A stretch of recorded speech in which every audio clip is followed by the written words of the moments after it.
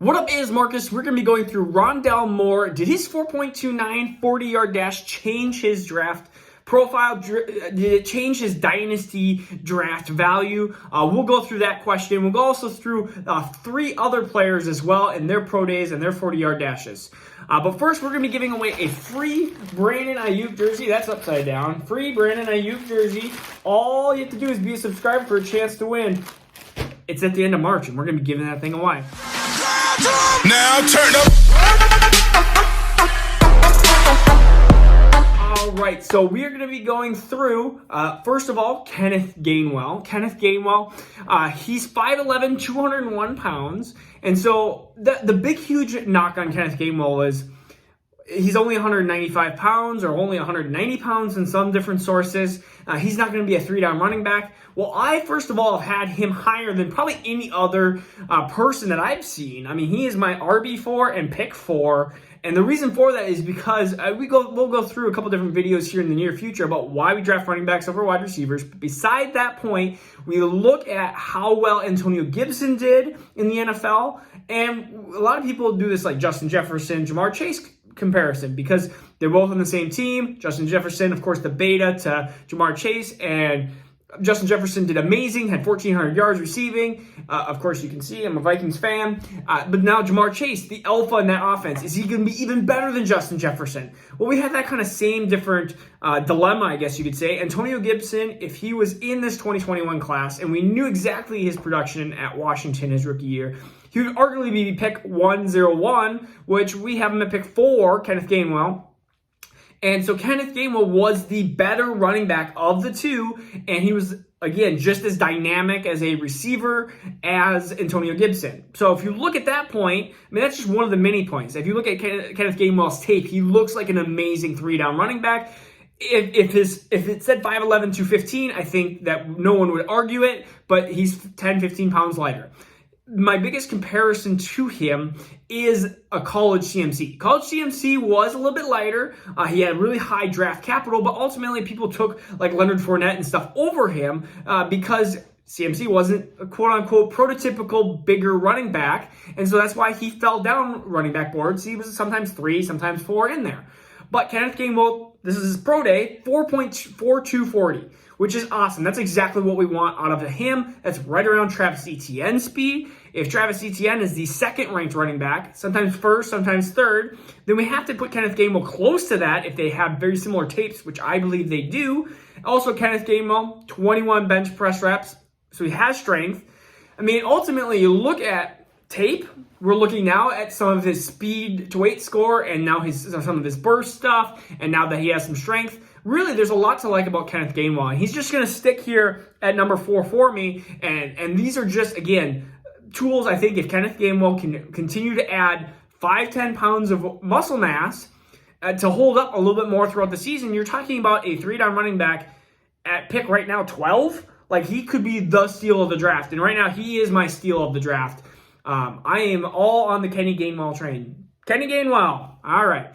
So now let's go to Rondale Moore. This is the biggest question a lot of people have had.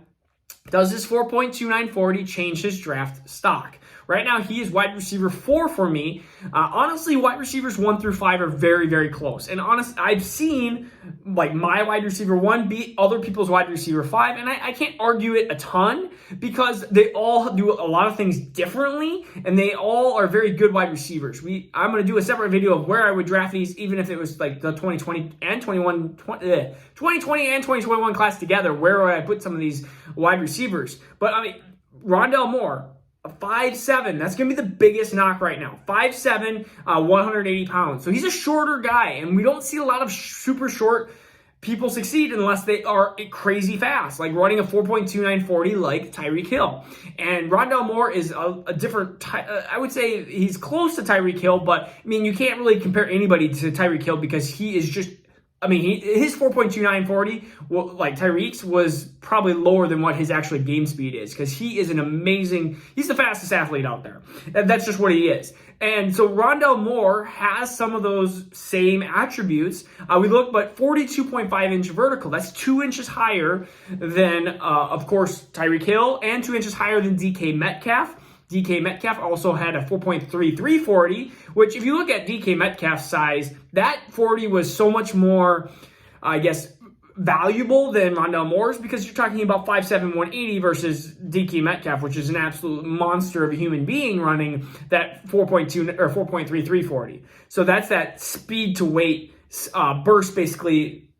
Score. They have a score for it. Basically 40 based off of weight and see where you are speed to weight.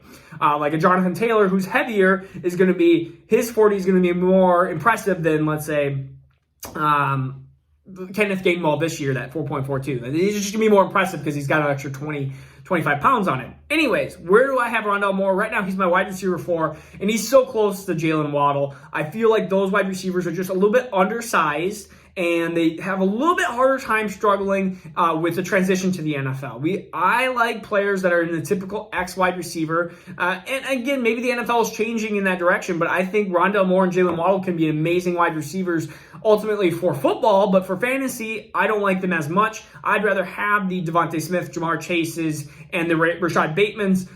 But if somebody goes to me and says, you know what, I'd rather have Rondale Moore, the first overall wide receiver, I can see why. I mean, you're talking about a guy who is 5'7", 180, but is an amazing athlete, and he squatted 600 pounds too. So, I mean, we're talking about somebody that is incredible, and I'm not going to knock somebody. If you start putting other wide receivers ahead of them, then I'm going to have a problem, because tier 1 is this 5 wide receiver group, and it's awesome to be a part of that. I personally have, again, 3 wide receivers ahead of them, but Jalen Waddle's also super close. That's what we have. We have 2 more people. We're going to have Mac Jones and Kyle Pitts. So Mac Jones, apparently he was the only one that wanted to show up in the Alabama combine that actually wanted to do something. Jalen Waddle, Devontae Smith, they didn't do anything. They're my wide receivers 1 and 5. But ultimately, again, I said that's here right there. And it would have been nice to see some combine stats. I mean, more towards the Jalen Waddle, because I think he's just one of those, again, crazy, electrifying athletes that are fun to watch and fun to have combine stats of. Does that mean it's going to translate to the NFL? No, but it is a good sign to see some of those crazy, cool, athletic, and quickness and speed things, because people are saying that he is like the Tyreek Hill version, even more than Rondale Moore. So there's that. But Mac Jones, he ran an awesome 4.85 40 yard dash. So that means I might be faster than him. It's pretty close. I've lost a couple steps on my skill, but I think it might be a close race. But Mac Jones can throw the deep ball, and I cannot. My arms can throw it like 20 yards. If you watch his pro day, he has a really good deep ball. We saw that in college, and now we're seeing it in the pro day.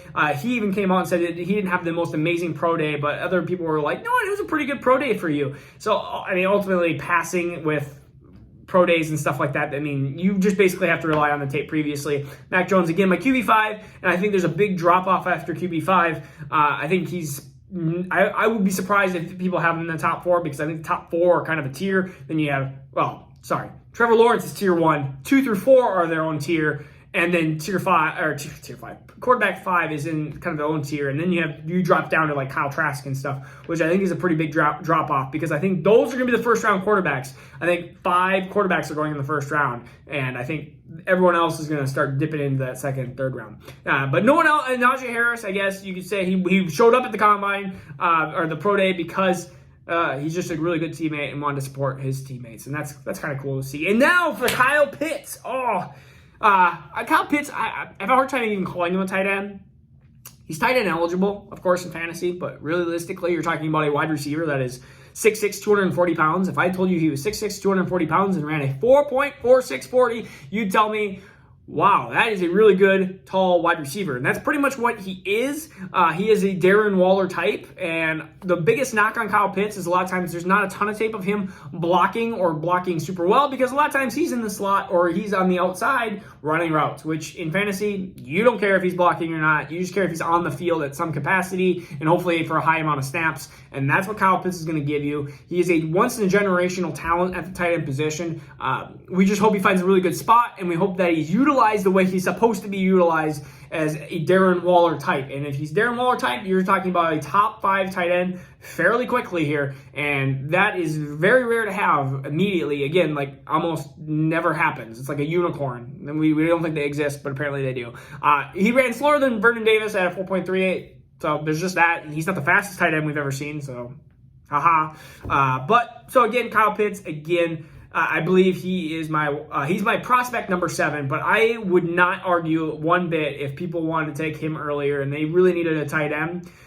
Because I think he is that unicorn that we don't really see very often. So if you need it and you want him ahead of these wide receivers, that's fine. Dip into the second round and get a wide receiver then, because these wide receivers are so deep that's why these wide receivers are moving back, in my opinion. We have running backs that I think fall off dramatically. So if you can get yourself in non-super flex, a running back, a tight end, or even like a Trevor Lawrence in that mid-first, that is fine, because I think you're going to be able to get good wide receivers in that second round. If you look like you did that the last year, 2020, let's say you went early first and you took number 4, let's say you took DeAndre Swift or CEH or Dobbins or Taylor or Akers, like you took one of those top 5. And then in the second round, you took like the Claypools, the Brandon Ayuk's and stuff like that. If you took those players, that looked a lot better than probably taking Lamb and then like Zach Moss, or Lamb